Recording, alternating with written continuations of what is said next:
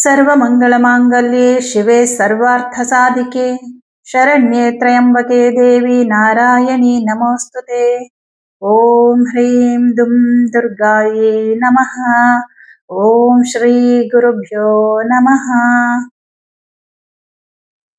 ನಮ್ಮ ಯೂಟ್ಯೂಬ್ ವಾಹಿನಿಯ ಸಮಸ್ತ ವೀಕ್ಷಕರಿಗೆ ನಿಮ್ಮ ನೇತ್ರಾವತಿ ಮಾಡುವ ನಮಸ್ಕಾರಗಳು. ಮಾಸ ಭವಿಷ್ಯ ಕಾರ್ಯಕ್ರಮಕ್ಕೆ ನಿಮ್ಮೆಲ್ಲರಿಗೂ ಆತ್ಮೀಯವಾದ ಸ್ವಾಗತ.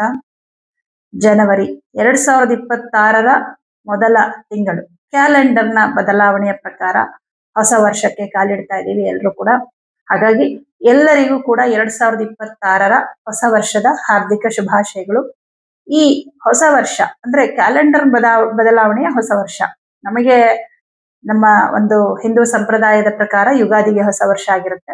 ಆದ್ರೆ ಕ್ಯಾಲೆಂಡರ್ ನಲ್ಲಿ ಬದಲಾವಣೆ ಆಗುತ್ತಲ್ವಾ, ನಮ್ಮ ಬದುಕಿನಲ್ಲೂ ಕೂಡ ಕೆಲವೊಂದು ಬದಲಾವಣೆಗಳಾಗ್ಲಿ ಅಂತ ಹೇಳಿ ಇದು ಕೂಡ ಒಂದು ಹೊಸ ವರ್ಷ ಅಂತಾನೆ ನಾವು ಕನ್ಸಿಡರ್ ಮಾಡೋದಾದ್ರೆ ಈ ಒಂದು ಜನವರಿ ಮೊದಲನೇ ತಿಂಗಳು ಹೇಗಿದೆ, ಯಾವ್ಯಾವ ರಾಶಿಯವರಿಗೆ ಯಾವ್ಯಾವ ತರ ಒಂದು ಫಲಗಳನ್ನ ಕೊಡ್ತಾ ಇದ್ದಾರೆ ಗ್ರಹಗಳು ಅಂತ ನೋಡೋಣ. ಅದಕ್ಕಿಂತ ಮುಂಚೆ ಬಹಳ ಮುಖ್ಯವಾದಂತಹ ಒಂದು ಮಾಹಿತಿ, ಈ 2026ರ ಜನವರಿ ತಿಂಗಳಿನಿಂದ ಆನ್ಲೈನ್ ಜ್ಯೋತಿಷ್ಯ ತರಗತಿ ಪ್ರಾರಂಭ ಆಗ್ತಾ ಇದೆ. ಯಾರಿಗೆ ಜ್ಯೋತಿಷ್ಯವನ್ನ ಕಲಿಬೇಕು ಅನ್ನುವಂತಹ ಆಸಕ್ತಿ ಇರುತ್ತೆ ಅವರು ಸ್ಕ್ರೀನ್ ಮೇಲೆ ಕಾಣಿಸ್ತಾ ಇರುವಂತಹ ನಂಬರ್ಗೆ ಕರೆ ಮಾಡಿ ಜ್ಯೋತಿಷ್ಯ ತರಗತಿಗೆ ಸಂಬಂಧಪಟ್ಟಂತೆ ಇನ್ನಷ್ಟು ಮಾಹಿತಿಯನ್ನ ನಾನು ಕೊಡ್ತೀನಿ. ಹಾಗೆ ಈ ಜನವರಿ ತಿಂಗಳ ವಿಶೇಷ ಏನಪ್ಪಾ ಅಂತಂದ್ರೆ 4 ಗ್ರಹಗಳು ಮಕರ ರಾಶಿಗೆ ಪ್ರವೇಶ ಮಾಡ್ತಾ ಇದ್ದಾರೆ ಈ ಜನವರಿ ತಿಂಗಳಲ್ಲಿ. ಸಹಜವಾಗಿ ಪ್ರತಿ ತಿಂಗಳು ಕೆಲವೊಂದು ಗ್ರಹಗಳು ಒಂದು ರಾಶಿಯಿಂದ ಇನ್ನೊಂದು ರಾಶಿಗೆ ಹೋಗೋದು ಸಹಜನೇ. ಆದ್ರೆ ಈ ಜನವರಿ ತಿಂಗಳಲ್ಲಿ 4 ಗ್ರಹಗಳು ಒಂದೇ ಟೈಮ್ ಅಲ್ಲಿ ಧನಸ್ಸು ರಾಶಿಯಿಂದ ಮಕರ ರಾಶಿಗೆ ಹೋಗ್ತಾ ಇದ್ದಾರೆ. ನೋಡಿ, ಜನವರಿ 13ನೇ ತಾರೀಕಿಗೆ ಶುಕ್ರ ಗ್ರಹ ಧನಸ್ಸು ರಾಶಿಯಿಂದ ಮಕರ ರಾಶಿಗೆ ಪ್ರವೇಶ ಮಾಡ್ತಾರೆ. 14ನೇ ತಾರೀಕಿಗೆ ರವಿ ಗ್ರಹ ಧನಸ್ಸು ರಾಶಿಯಿಂದ ಮಕರ ರಾಶಿಗೆ ಪ್ರವೇಶ ಮಾಡ್ತಾರೆ. ಹಾಗೆ 16ನೇ ತಾರೀಕಿಗೆ ಬುಧ ಗ್ರಹ ಧನಸ್ಸು ರಾಶಿಯಿಂದ ಕುಜಗ್ರಹ ಧನಸ್ಸು ರಾಶಿಯಿಂದ ಮಕರ ರಾಶಿಗೆ ಪ್ರವೇಶ ಮಾಡಿದ್ರೆ 17ನೇ ತಾರೀಕಿಗೆ ಬುಧ ಗ್ರಹ ಧನಸ್ಸು ರಾಶಿಯಿಂದ ಮಕರ ರಾಶಿಗೆ ಪ್ರವೇಶ ಮಾಡ್ತಾರೆ. ಅಂದ್ರೆ 4 ಗ್ರಹಗಳು ಹೆಚ್ಚು ಕಡಿಮೆ ಒಂದೇ ಸಮಯದಲ್ಲಿ ಒಂದು ರಾಶಿಯಿಂದ ಇನ್ನೊಂದು ರಾಶಿಗೆ ಹೋದಾಗ ಅದು ಮಕರ ರಾಶಿಯವರ ಮೇಲೆ ಅಂತಲ್ಲ, ಇತರ ಎಲ್ಲಾ ರಾಶಿಗಳ ಮೇಲೂ ಕೂಡ ಒಂದು ಬೇರೆ ತರದ ಪ್ರಭಾವವನ್ನೇ ಉಂಟು ಮಾಡುತ್ತೆ. ಯಾಕಂದ್ರೆ ಹೋಗ್ತಾ ಇರುವಂತ ಎಲ್ಲಾ ಗ್ರಹಗಳು ಮಿತ್ರರೇ ಅಲ್ಲ, ಅವರಲ್ಲಿ ಶತ್ರುಗಳು ಇರುತ್ತಾರೆ. ಶತ್ರುತ್ವ ಇರುವಂತ ಗ್ರಹಗಳು ಒಂದೇ ಮನೆಯಲ್ಲಿದ್ದಾಗ ಅದನ್ನ ಗ್ರಹ ಯುದ್ಧ ಅಂತ ಕೂಡ ಕರಿತೀವಿ. ನೋಡೋಣ ಈ ಒಂದು ವಿಶೇಷ ಬದಲಾವಣೆ ಯಾವ ಯಾವ ರಾಶಿಯವರಿಗೆ ಶುಭ, ಯಾವ ಯಾವ ರಾಶಿಯವರಿಗೆ ಅಶುಭ ಫಲ ಅಂತ ತಿಳ್ಕೊಳ್ಳೋಣ. ಹಾಗಿದ್ರೆ ಈ 2026ರ ಜನವರಿ ತಿಂಗಳ ಒಂದು ಮಾಸ ಭವಿಷ್ಯ 12 ರಾಶಿಗಳಿಗೆ ಯಾವ ತರ ಇದೆ ಅನ್ನೋದನ್ನ ನೋಡೋಣ. ಹಾಗೆ ನಮ್ಮ ವಿಡಿಯೋ, ನಮ್ಮ ಚಾನೆಲ್ ನಲ್ಲಿ ಬರ್ತಕ್ಕಂತಹ ಜ್ಯೋತಿಷ್ಯಕ್ಕೆ ಸಂಬಂಧಪಟ್ಟಂತಹ ವಿಡಿಯೋಗಳು ನಿಮ್ಗೆ ಇಷ್ಟ ಆದ್ರೆ ಲೈಕ್ ಮಾಡಿ, ಶೇರ್ ಮಾಡಿ, ಇನ್ನಷ್ಟು ಜನಕ್ಕೆ ಈ ಒಂದು ಮಾಹಿತಿ ತಲುಪಲಿ. ನಿಮ್ಗೆ ಇಷ್ಟ ಆದ್ರೆ ಮಾತ್ರ. ಹಾಗೆ ಜ್ಯೋತಿಷ್ಯಕ್ಕೆ ಸಂಬಂಧಪಟ್ಟಂತ ಯಾವುದೇ ಪ್ರಶ್ನೆಗಳಿದ್ರು ಕೂಡ ನೀವು ಕಮೆಂಟ್ ಬಾಕ್ಸ್ ನಲ್ಲಿ ತಿಳಿಸಿ, ನಾನು ಉತ್ತರವನ್ನ ನೀಡುವ ಪ್ರಯತ್ನವನ್ನ ಮಾಡ್ತೀನಿ. ಹಾಗಿದ್ರೆ ಈ ಒಂದು 2026ರ ಜನವರಿ ತಿಂಗಳ ಮಾಸ ಭವಿಷ್ಯ ಹೇಗಿದೆ ಅನ್ನೋದನ್ನ ಈಗ ನೋಡೋಣ. ಕುಂಭರಾಶಿಯವರಿಗೆ ನಿಮ್ಮ ರಾಶಿಯಿಂದ ಲಾಭಸ್ಥಾನದಲ್ಲಿ 4 ಗ್ರಹಗಳಿರ್ತಾರೆ. ನಿಮ್ಮ ರಾಶಿಯಲ್ಲಿ ಈಗಾಗಲೇ ರಾಹು ಸ್ಥಿತನಾಗಿದ್ದಾನೆ, 2ನೇ ಮನೆಯಲ್ಲಿ ಶನಿ ಇದ್ದಾನೆ. ಶನಿ ನಿಮ್ಗೆ 2ನೇ ಮನೇಲಿ ಕೂತ್ಕೊಂಡು ಕೆಲವೊಂದು ವಿಚಾರದಲ್ಲಿ ಒಳ್ಳೇದನ್ನು ಮಾಡ್ತಾನೆ. ಅಂದ್ರೆ ದುಡ್ಡಿನ ವಿಷಯ ಅಂತ ಬಂದಾಗ ಸ್ವಲ್ಪ ಸ್ಲೋ ಮಾಡ್ತಾ ಇರ್ತಾನೆ, ನಿಮಗೆ ಬರ್ಬೇಕಾಗಿರೋ ಹಣ ಸ್ವಲ್ಪ ನಿಧಾನ ಆಗೋ ತರ ಮಾಡ್ತಾ ಇರ್ತಾನೆ. ಆದ್ರೆ ಈ ತಿಂಗಳಲ್ಲಿ 15ನೇ ತಾರೀಕುವರೆಗೂ ನಿಮ್ಗೆ ಎಲ್ಲಾ ವಿಚಾರದಲ್ಲೂ ತುಂಬಾ ಒಳ್ಳೇದೇ ಆಗುತ್ತೆ. ಯಾಕಂದ್ರೆ ನಿಮಗೆ ಲಾಭದಲ್ಲಿ ಶುಕ್ರ ಇರ್ತಾನೆ.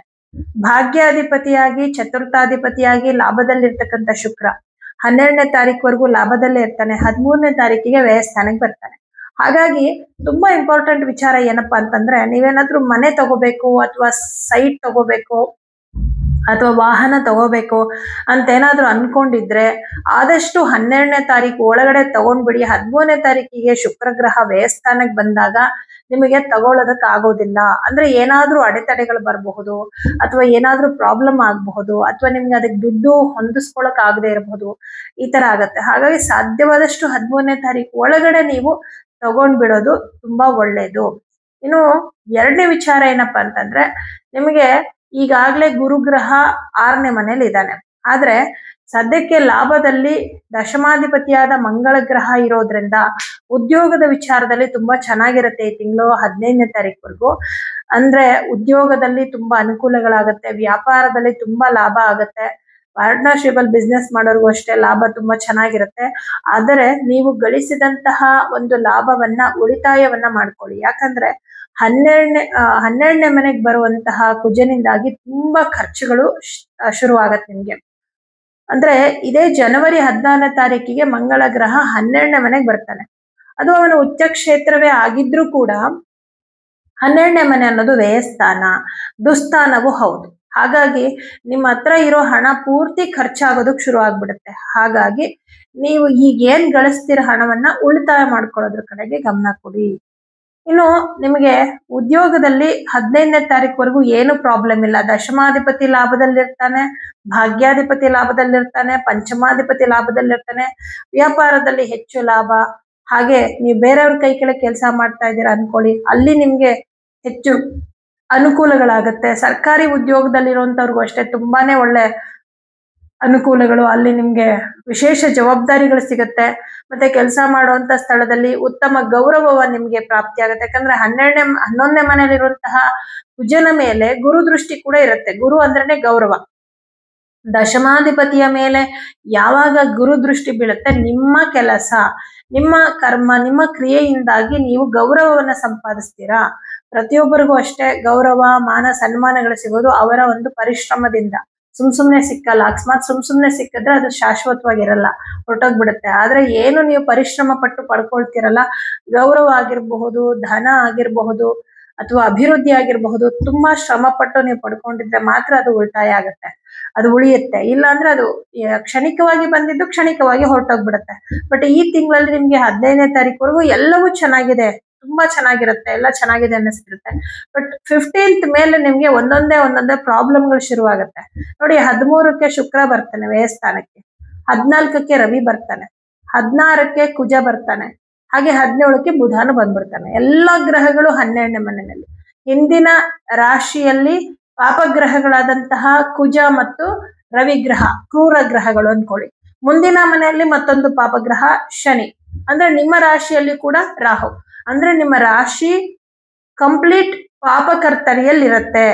ತುಂಬಾ ಕನ್ಫ್ಯೂಷನ್ಸ್ ಗಳಾಗತ್ತೆ. ಆರೋಗ್ಯದಲ್ಲಿ ಸ್ವಲ್ಪ ವ್ಯತ್ಯಾಸಗಳಾಗತ್ತೆ. ಅಂದ್ರೆ ಜನವರಿ 15ರ ನಂತರ ಆರೋಗ್ಯದಲ್ಲಿ ತೊಂದರೆಗಳು, ತುಂಬಾ ದುಡ್ಡು ಖರ್ಚಾಗುವಂಥದ್ದು, ಮನಸ್ಸಿಗೆ ನೆಮ್ಮದಿ ಇಲ್ಲ, ಕೆಲವರ ಅಭಿಪ್ರಾಯಗಳು, ಕೆಲವರ ಮಾತುಗಳು ನಿಮ್ಮ ಮನಸ್ಸಿಗೆ ತುಂಬಾ ಚುಚ್ಚುವಂತ ರೀತಿಯಲ್ಲಾಗತ್ತೆ.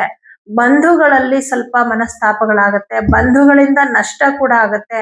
ಯಾರನ್ನೋ ನಂಬಿ ದುಡ್ಡು ಕೊಡೋದು, ಅಥವಾ ಸ್ವಂತ ಬಿಸ್ನೆಸ್ ಮಾಡ್ತಾ ಇದ್ರೆ ಅದರಲ್ಲಿ ಎಕ್ಸ್ಟ್ರಾ ಇನ್ವೆಸ್ಟ್ ಮಾಡೋದು, ಇದು ಯಾವುದನ್ನು ಮಾಡಕ್ ಹೋಗ್ಬೇಡಿ. ಮತ್ತೆ ಬಿಸ್ನೆಸ್ ಅಲ್ಲಿ ಬದಲಾವಣೆಗಳನ್ನು ಕೂಡ ಮಾಡ್ಕೊಳಕ್ ಹೋಗ್ಬೇಡಿ. ಇವಾಗ ಹೇಗೆ ನಡೀತಾ ಇದೆ ಅದರಲ್ಲೇ ಮುಂದುವರಿಯೋದಕ್ಕೆ ಪ್ರಯತ್ನ ಮಾಡಿ. ನೀವೇನಾದ್ರೂ ಹೊಸದಾಗಿ ಮಾಡಕ್ ಹೋದಾಗ ಅಲ್ಲೇ ನಿಮ್ಗೆ ತೊಂದರೆ ಶುರುವಾಗೋದು. ಗುರು ಒಬ್ಬ ನಿಮಗೆ ಸಪೋರ್ಟ್ ಮಾಡ್ತಾ ಇರ್ತಾನೆ, ಗುರುವಿನ ಅನುಗ್ರಹ ಒಂದಿರುತ್ತೆ. ಯಾಕಂದ್ರೆ ನಿಮ್ಗೆ ಗುರು ಧನ ಮತ್ತು ಲಾಭಾಧಿಪತಿ ಆಗಿರೋದ್ರಿಂದ ಅವ್ನು ಪಂಚಮದಲ್ಲಿರ್ತಾನೆ. ಹಾಗಾಗಿ ಏನೇ ಪ್ರಾಬ್ಲಮ್ಗಳು ಬಂದ್ರೂ ಕೂಡ ಹಣಕಾಸಿನ ವಿಷಯದಲ್ಲಿ ಪ್ರಾಬ್ಲಮ್ ನ ಸಾಲ್ವ್ ಮಾಡ್ಕೊಳ್ತೀರಾ. ಯಾಕಂದ್ರೆ ಗುರುವಿನ ಒಂದು ದೃಷ್ಟಿ ಲಾಭದ ಮೇಲೆ ಇರೋದ್ರಿಂದ. ಆದ್ರೂ ಕೂಡ ವಿಪರೀತ ಖರ್ಚುಗಳು ನೋಡಿ. 15ನೇ ತಾರೀಕು ಮೇಲೆ ನಿಮ್ಮ ತಾಯಿಯ ವಿಚಾರದಲ್ಲಿ, ಮನೆಯಲ್ಲಿ ವಯಸ್ಸಾಗಿರೋ ತಾಯಿ ಇದ್ದಾರೆ ಅಂದ್ರೆ ಅವರ ಆರೋಗ್ಯದಲ್ಲಿ ತೊಂದರೆಗಳಾಗುತ್ತೆ, ಅವರಿಂದ ಸ್ವಲ್ಪ ನಷ್ಟಗಳಾಗ್ಬೋದು. ಅವ್ರಿಗೋಸ್ಕರ ಖರ್ಚುಗಳು ಮಾಡುವಂಥದ್ದು, ಮಕ್ಕಳಿಗೋಸ್ಕರ ಖರ್ಚುಗಳು, ಮನೆಯಲ್ಲಿ ಸ್ವಲ್ಪ ಅಶಾಂತಿಯುತ ವಾತಾವರಣ, ಏನಾದ್ರೂ ನಷ್ಟ ಆಗುವಂಥದ್ದು. ಯಾಕಂದ್ರೆ 12ನೇ ಮನೆ ಅನ್ನೋದೇ ನಷ್ಟ ಸ್ಥಾನ, ಕಳ್ಕೊಳ್ಳುವಂಥದ್ದು. ಮನೆಯಲ್ಲಿ ಇಟ್ಟಂತಹ ವಸ್ತು ಸಡನ್ ಆಗಿ ಕಳೆದೋಯ್ತು, ಅಥವಾ ಕೈನಲ್ಲಿ ಮೊಬೈಲ್ ಇಟ್ಕೊಂಡಿದ್ರಿ, ಎಲ್ಲೋ ಟ್ರಾವೆಲ್ ಮಾಡ್ತಿದ್ವಿ, ಎಲ್ಲೋ ಹೋಗ್ತಿದ್ರಿ, ಹೇಗ್ ಕಳೆದೋಯ್ತು ಗೊತ್ತಿಲ್ಲ, ಅಥವಾ ಒಡವೆ ಕಳ್ಕೊಳ್ಳುವಂಥದ್ದು, ಬೆಲೆ ಬಾಳುವಂತಹ ಆಭರಣ ವಸ್ತುಗಳನ್ನ ಕಳ್ಕೊಳ್ಳುವಂಥದ್ದು. ಸ್ವಲ್ಪ ಜಾಗೃತವಾಗಿರ್ಬೇಕು, ತುಂಬಾ ಕೇರ್ಫುಲ್ ಆಗಿರ್ಬೇಕು. ಯಾಕಂದ್ರೆ ಇದು ನಷ್ಟ ಸ್ಥಾನವಾಗಿರುತ್ತೆ. ಏನನ್ನಾದ್ರೂ ನಷ್ಟ. ಕೊನೆ ನೋಡಿ, ಈ ವಸ್ತುಗಳನ್ನ ಕಳ್ಕೊಳ್ಳಿಲ್ಲ ಅಂದ್ರೂ ಕೂಡ ನಿಮ್ಮ ರೆಸ್ಪೆಕ್ಟ್ಗೆ ಏನಾದ್ರೂ ಚ್ಯುತಿ ಬರ್ಬೋದು. ಈಗ ಉದ್ಯೋಗದಲ್ಲೇ ನಿಮಗೆ ಕೊಟ್ಟಿರೋ ಜವಾಬ್ದಾರಿ ನೀವು ಸರಿಯಾಗಿ ನಿಭಾಯಿಸ್ಲಿಲ್ಲ ಅಂದ್ರೆ ನೀವು ಒಳ್ಳೆ ಕೆಲಸಗಾರರಲ್ಲ, ನಿಮಗೆ ಕೆಲಸ ಮಾಡುವ ಅರ್ಹತೆನೇ ಇಲ್ಲ ಅಂತ ಹೇಳಿ ನಿಮ್ಗೆ ಕನ್ಸಿಡರ್ ಮಾಡ್ಬಿಡ್ತಾರೆ. ಅದು ನಿಮ್ಮ ಎಲ್ಲೋ ಒಂದ್ ಕಡೆ ನಿಮ್ಮ ಗೌರವಕ್ಕೆ ಧಕ್ಕೆ ಉಂಟಾಗುತ್ತೆ. ಈ ತರದ್ದೆಲ್ಲ ಆಗತ್ತೆ. ಈಗ ಏನು ನಿಮ್ಗೆ ಒಳ್ಳೆ ಅವಕಾಶ ಸಿಕ್ಕಿರತ್ತಲ್ಲ, ಅದನ್ನ ಸರಿಯಾಗಿ ಸದ್ಬಳಕೆ ಮಾಡ್ಕೊಳ್ಳೋದ್ರ ಕಡೆಗೆ ನೀವು ಗಮನ ಕೊಡ್ಬೇಕಾಗತ್ತೆ. ಮತ್ತೆ ಯಾವುದೇ ಕಾರಣಕ್ಕೂ ಎಚ್ಚರಿಕೆಯಿಂದ ಇರಿ.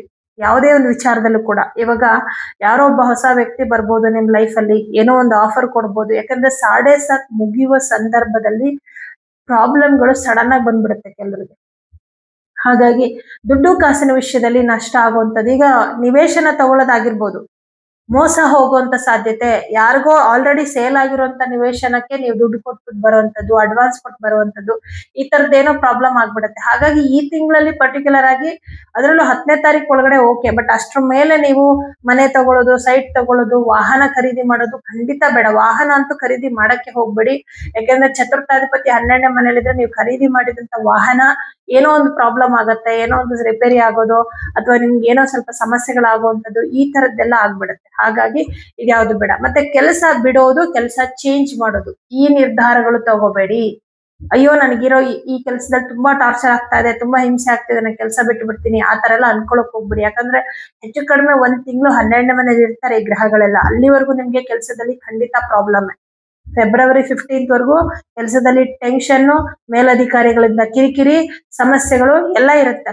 ಅದಾದ್ಮೇಲೆ ಎಲ್ಲಾ ಗ್ರಹಗಳು ನಿಮ್ ರಾಶಿಗೆ ಬಂದ ಮೇಲೆ ನಿಮ್ಗೇನು ಪ್ರಾಬ್ಲಮ್ ಆಗಲ್ಲ, ನೀವೇನು ಆತಂಕ ಪಡೋ ಅವಶ್ಯಕತೆ ಇಲ್ಲ. ಬಟ್ ಏನು ನಿರ್ಧಾರ ತಗೋಬೇಡಿ, ಅಂದ್ರೆ ಹೊಸ ನಿರ್ಧಾರಗಳನ್ನ ತಗೋಬೇಡಿ. ಕೆಲಸ ಬಿಡೋದು, ಕೆಲಸ ಚೇಂಜ್ ಮಾಡೋದು, ಅಥವಾ ವಾಹನ ತಗೊಳ್ಳೋದು, ಸೈಟ್ ತಗೊಳ್ಳೋದು, ಮನೆ ತಗೊಳ್ಳೋದು, ಹೊಸ ಬಿಸ್ನೆಸ್ ಸ್ಟಾರ್ಟ್ ಮಾಡೋದು, ಬಿಸ್ನೆಸ್ ಅಲ್ಲಿ ಹೊಸ ಇನ್ವೆಸ್ಟ್ ಮಾಡೋದು, ಇದೇನೋ ನಿರ್ಧಾರ ತಗೋಬೇಡಿ. ಕುಟುಂಬದವರ ಕಡೆ ಜಾಸ್ತಿ ಗಮನ ಕೊಡಿ, ನಿಮ್ಮ ಕೆಲಸದ ಕಡೆ ಜಾಸ್ತಿ ಗಮನ ಕೊಡಿ. ಕೆಲವು ಪರಿಹಾರಗಳನ್ನ ನೀವು ಮಾಡ್ಕೊಳ್ಳೇಬೇಕಾಗತ್ತೆ. ಬಟ್ ಇದೆಲ್ಲದರ ನಡುವೆ ಒಂದು ವಿಚಾರದಲ್ಲಿ ನಿಮ್ಗೆ ತುಂಬಾ ಶುಭ ಫಲ ಇದೆ. ಯಾರು ಕುಂಭರಾಶಿಯವರು ವಿದೇಶದಲ್ಲಿ ಉದ್ಯೋಗಕ್ಕೋಸ್ಕರ ಪ್ರಯತ್ನ ಮಾಡ್ತಾ ಇದ್ರು, ಖಂಡಿತ ಈ ತಿಂಗಳಲ್ಲಿ ನಿಮ್ಗೆ ಅವಕಾಶ ಸಿಕ್ಕತ್ತೆ. 12ನೇ ಮನೆ ಅನ್ನೋದು ವಿದೇಶ ಸ್ಥಾನ ಆಗಿರುತ್ತೆ. ಅಲ್ಲಿ ತುಂಬಾ ಗ್ರಹಗಳಿರೋದ್ರಿಂದ ನಿಮ್ಗೆ ವಿದೇಶಕ್ಕೆ ಹೋಗುವಂತ ಅವಕಾಶವನ್ನ ಈ ಎಲ್ಲಾ ಗ್ರಹಗಳು ನಿಮ್ಗೆ ಕೊಡೋದ್ರಿಂದ 100% ಈ ಒಂದು ಅವಕಾಶ ಸಿಕ್ಕತ್ತೆ. ಇದೊಂದು ವಿಚಾರದಲ್ಲಿ ತುಂಬಾ ಚೆನ್ನಾಗಿದೆ. ಬಟ್ ಉಳಿದಿರುವಂತಹ ವಿಚಾರಗಳಲ್ಲಿ ಸಾಕಷ್ಟು ಸಮಸ್ಯೆಗಳಿರುತ್ತೆ. ಬಟ್ ವಿದ್ಯಾರ್ಥಿಗಳಿಗೆ ಏನು ಪ್ರಾಬ್ಲಮ್ ಇಲ್ಲ. ಸದ್ಯಕ್ಕೆ ಪಂಚಮದಲ್ಲಿ ಗುರು ಇರೋದ್ರಿಂದ ವಿದ್ಯಾಭ್ಯಾಸದಲ್ಲಿ ಏನೂ ಅಡೆತಡೆಗಳಾಗದೇ ಇರೋ ಹಾಗೆ ಅದನ್ನ ಕಾಪಾಡ್ತಾನೆ, ಗುರುವಿನ ಅನುಗ್ರಹ ಇರೋದ್ರಿಂದ. ಗುರುಬಲ ಇದೆ ಪುಣ್ಯಕ್ಕೆ. ಬೇರೆ ಗ್ರಹಗಳು ಶುಭ ಫಲ ಇದ್ರು ಕೂಡ ಏನಾಗುತ್ತೆ ಅಂದ್ರೆ, ಇಲ್ಲಿ ನಿಮ್ ರಾಶಿನೇ ಪಾಪಕರ್ತರಿಯಾದಾಗ ನಿಮ್ಗೆ ಗೊಂದಲಗಳು ಶುರುವಾಗ್ಬಿಡುತ್ತೆ. ನೋಡಿ, ಸಪ್ತಮಾಧಿಪತಿ ಸೂರ್ಯ ಗ್ರಹ, ಅವನು 14ನೇ ತಾರೀಕಿಗೆ 12ನೇ ಮನೆಗೆ ಬಂದ್ಮೇಲೆ ನಿಮ್ಮ ಸಂಗಾತಿ ವಿಚಾರದಲ್ಲೂ ಬೇಸರಗಳಾಗುತ್ತೆ. ವೈವಾಹಿಕ ಜೀವನದಲ್ಲಿ ಪ್ರಾಬ್ಲಮ್ಗಳಿದೆ ಅಂದ್ರೆ ಅದು ಇನ್ನಷ್ಟು ಉಲ್ಬಣ ಆಗುವಂಥದ್ದು, ಕಂಪ್ಲೀಟ್ ಮಾತಾಡೋದು ಬಿಟ್ಬಿಡುವಂಥದ್ದು, ನಂಬರ್ಗಳು ಬ್ಲಾಕ್ ಮಾಡ್ಕೊಂಡು ದೂರ ಆಗುವಂಥದ್ದು, ಈ ರೀತಿಯಲ್ಲಿ ಆಗುತ್ತೆ. ಅಥವಾ ನಿಮ್ಮ ಸಂಗಾತಿಯ ಆರೋಗ್ಯದಲ್ಲಿ ತೊಂದರೆಗಳು ಬರುವಂಥದ್ದು, ಅವರ ಉದ್ಯೋಗದಲ್ಲಿ ಏನೋ ತುಂಬಾ ಪ್ರಾಬ್ಲಮ್ ಆಗಿ ಅವ್ರು ತುಂಬಾ ಟೆನ್ಷನ್ ಅಲ್ಲಿ ಇರೋದು, ಮನೆಯ ವಾತಾವರಣನೂ ಕೂಡ ಒಂಥರ ಏನೋ ಟೆನ್ಷನ್ ನಲ್ಲಿ ಇರೋ ತರ ಆಗುತ್ತೆ. ಮನೆಯಲ್ಲಿ ಒಬ್ಬರಿಗೆ ಯಾರಿಗೋ ಒಬ್ರಿಗೆ ಮನಃಶಾಂತಿ ಇಲ್ಲ, ಅಥವಾ ಅವ್ರ ಆರೋಗ್ಯ ಸರಿ ಇಲ್ಲ ಅಂದ್ರೆ ಅದ್ರ ಪರಿಣಾಮ ಎಲ್ಲರ ಮೇಲೂ ಇರುತ್ತೆ ಅಲ್ವಾ. ಹಾಗಾಗಿ ಈ ತರದ್ದೆಲ್ಲ ಸಮಸ್ಯೆಗಳು ಉಂಟಾಗತ್ತೆ. ನೀವು ಮಾಡ್ಬೇಕಾಗಿರೋ ಪರಿಹಾರ ಏನು ಅಂದ್ರೆ, ಮೊದಲು ಎಚ್ಚರಿಕೆ. ನಾನು ಹೇಳದ್ನಲ್ಲ, ಏನೇನ್ ಮಾಡಬಾರ್ದು ಅದೆಲ್ಲ ಎಚ್ಚರಿಕೆ ತಗೊಳ್ಳಿ. ಪರಿಹಾರ ಅಂತ ಬಂದಾಗ ಈ ತಿಂಗಳಿನಲ್ಲಿ ಪ್ರತಿ ಶನಿವಾರ ತಪ್ಪದೆ ಎಳ್ಳು, ಹೆಸರು ಕಾಳು ಮತ್ತು ಒಣ ಅವರೆಕಾಳನ್ನ ಯಾವ್ದಾದ್ರು ದೇವಸ್ಥಾನಕ್ಕೆ ಕೊಡಿ. ಹಾಗೆ ಪ್ರತಿದಿನ ತಪ್ಪದೆ ಹನುಮಾನ್ ಚಾಲೀಸ, ಲಕ್ಷ್ಮಿ ಅಷ್ಟೋತ್ತರ, ವಿಷ್ಣು ಅಷ್ಟೋತ್ತರವನ್ನ ಹೇಳ್ಕೊಳ್ಳಿ. ಸಾಧ್ಯವಾದ್ರೆ ಪ್ರತಿದಿನ ಸಂಜೆ ಕನಕಧಾರ ಸ್ತೋತ್ರವನ್ನು ಕೂಡ ಹೇಳ್ಕೊಳ್ಳಿ. ನಿಮ್ಗೆ ಹೇಳೋಕ್ ಬರ್ಲಿಲ್ಲ ಅಂದ್ರೆ ಕೇಳಿಸ್ಕೊಳ್ಳಿ, ತುಂಬಾ ಒಳ್ಳೇದಾಗತ್ತೆ. ಆದಷ್ಟು ಪ್ರತಿದಿನ ಒಂದ್ ಅರ್ಧ ಗಂಟೆ ಧ್ಯಾನ ಮಾಡಿ, ಓಂ ನಮಃ ಶಿವಾಯ ಮಂತ್ರ ಜಪ ಮಾಡ್ಕೊಳ್ಳಿ. ಇದೆಲ್ಲಾ ಪರಿಹಾರಗಳನ್ನ ಮಾಡ್ಕೊಂಡ್ರೆ ದೊಡ್ಡ ಮಟ್ಟದಲ್ಲಿ ಏನೇ ಸಮಸ್ಯೆಗಳು ಆಗೋದಿದ್ರು ಕೂಡ ದೇವರು ಅದನ್ನ ತಡೆ ಹಾಕ್ತಾನೆ. ಅಂದ್ರೆ ದೊಡ್ಡದ್ರಲ್ಲಿ ಏನೋ ಆಗ್ಬೇಕಿತ್ತು, ಸಣ್ಣದ್ರಲ್ಲೇ ಸಾಲ್ವ್ ಆಗ್ಬಿಡ್ತು ಅನ್ನೋ ತರದಲ್ಲಿ ಸಮಸ್ಯೆಗಳೇ ಬರಲ್ಲ ಅಂತ ನಾನು ಹೇಳಲ್ಲ. ಆದ್ರೆ ನಾವು ಪರಮಾತ್ಮನನ್ನ ತುಂಬಾ ನಂಬ್ತೀವಿ, ದೇವರನ್ನ ನಾವು ತುಂಬಾ ನಂಬ್ತೀವಿ, ಯಾವಾಗ್ಲೂ ಪರಮಾತ್ಮನನ್ನ ಆರಾಧನೆ ಮಾಡ್ತೀವಿ, ಮನೆಯಲ್ಲಿ ವಿಶೇಷ ಪೂಜೆಗಳು ಮಾಡ್ತೀವಿ, ಜಪ ತಪಗಳನ್ನ ಮಾಡ್ತೀವಿ, ನಾಮ ಜಪ ಮಾಡ್ತೀವಿ ಅಂದಾಗ ಆ ದೇವ್ರು ನಮ್ಗೆ ದೊಡ್ಡ ಮಟ್ಟದಲ್ಲಿ ಆಗ್ತಿದ್ದನ್ನ ಪ್ರಾಬ್ಲಮ್ನ ತಡೆ ಹಾಕಿ ಸಣ್ಣದ್ರಲ್ಲಿ ಏನೋ ಅದು ಇದಾಯ್ತು ಅನ್ನೋ ತರ ಆಗುತ್ತೆ. ಕೆಲವ್ರು ಅನ್ಕೊಳ್ತಾ ಇರ್ತಾರೆ, ನಾವ್ ಇಷ್ಟೊಂದು ಪೂಜೆ ಪುನಸ್ಕಾರ ಮಾಡ್ತೀವಿ ಆದ್ರೂ ಪ್ರಾಬ್ಲಮ್ಗಳಾಗ್ತಾ ಇರುತ್ತೆ ಅಂತ. ನೀವ್ ಯಾಕೆ ಅನ್ಕೋಬಾರ್ದು, ಇನ್ನೂ ದೊಡ್ಡ ಮಟ್ಟದಲ್ಲಿ ಆಗ್ತಾ ಇತ್ತು ಪ್ರಾಬ್ಲಮ್, ಸಣ್ಣದ್ರಲ್ಲಿ ಇದು ಸಾಲ್ವ್ ಆಗಿದೆ, ದೇವ್ರು ನಮ್ಮನ್ನ ಕಾಪಾಡಿದಾನೆ ಅನ್ಕೊಳ್ಳಿ. ಇದೇ ಪಾಸಿಟಿವ್ ಥಿಂಕ್. ಅಂದ್ರೆ ಇದೇ ಸತ್ಯ ಕೂಡ ಆಗಿರುತ್ತೆ, ನಿಮ್ಗೆ ಇನ್ನೂ ಗೊತ್ತಿರಲ್ಲ. ಈಗ ನೋಡಿ, ಇವಾಗ ಇಷ್ಟೊಂದು ಬ್ಯಾಡ್ ಟೈಮ್ ಇದ್ದಾಗ ಏನೂ ಆಗ್ಲಿಲ್ಲಪ್ಪ, ನಾವು ಸದ್ಯಕ್ಕೆ ಚೆನ್ನಾಗಿದೀವಿ ಅಂದ್ರೆ ಅದು ನಿಮ್ಮ ಪುಣ್ಯನೇ ಆಗಿರುತ್ತೆ. ನಿಮ್ಮ ಪೂಜೆ, ಜಪ ತಪ, ವ್ರತಗಳು ಇವುಗಳ ಫಲನೇ ಆಗಿರುತ್ತೆ ಹೊರತು ಬೇರೆ ಏನೂ ಅಲ್ಲ. ಯಾಕಂದ್ರೆ ಇಲ್ಲಿ ಮ್ಯಾಜಿಕ್ ಮಾಡೋನು ಪರಮಾತ್ಮ ಮಾತ್ರ. ಗ್ರಹಗತಿಗಳು ಹೀಗಾಗತ್ತೆ ಅನ್ನೋ ಸೂಚನೆಯನ್ನ ತೋರಿಸ್ತಾ ಇರ್ತಾರೆ. ಗ್ರಹಗತಿಗಳಿಗೆ ಪರಿಹಾರ ಮಾಡ್ಕೊಳ್ಳೋದು ನೀವು ಧೈರ್ಯವಾಗಿರ್ಲಿ ಅಂತ ಹೇಳಿ. ಆದ್ರೆ ವಿಶೇಷವಾಗಿ ಮಾಡುವಂತ ನಿಮ್ಮ ಪೂಜೆ ಪುನಸ್ಕಾರಗಳು ನಿಮ್ಮೊಳಗೆ ಹೆಚ್ಚು ಆತ್ಮವಿಶ್ವಾಸವನ್ನ ಕೊಡೋದ್ರ ಜೊತೆಗೆ ನಿಮ್ಮ ಸುತ್ತ ಏನು ನೆಗೆಟಿವ್ ಎನರ್ಜಿಗಳು ಬರುತ್ತೆ ಅದನ್ನೆಲ್ಲ ತಡೆ ಹಾಕತ್ತೆ. ಹಾಗಾಗಿ ಪರಿಹಾರವನ್ನ ಮಾಡ್ಕೊಳ್ಳಿ, ಖಂಡಿತವಾಗ್ಲೂ ಒಳ್ಳೇದಾಗತ್ತೆ. ಆತಂಕ ಪಡೋ ಅವಶ್ಯಕತೆ ಇಲ್ಲ. ಪರಿಹಾರನ ಈಗ್ಲಿಂದನೇ ಶುರು ಮಾಡ್ಕೊಳ್ಳಿ. ಅಯ್ಯೋ ಪ್ರಾಬ್ಲಮ್ ಬರೋದು ಇನ್ನು 15ನೇ ತಾರೀಕು ಮೇಲಲ್ವಾ, ಅಷ್ಟ್ರ ಮೇಲೆ ಮಾಡೋಣ ಅನ್ಕೊಂಡು ಸುಮ್ಮನೆ ಇರಬೇಡಿ. ಈಗ್ಲಿಂದನೇ ಪರಿಹಾರ ಮಾಡ್ಕೊಳ್ಳಿ, ಖಂಡಿತವಾಗ್ಲೂ ಒಳ್ಳೇದಾಗತ್ತೆ. ಶುಭವಾಗಲಿ.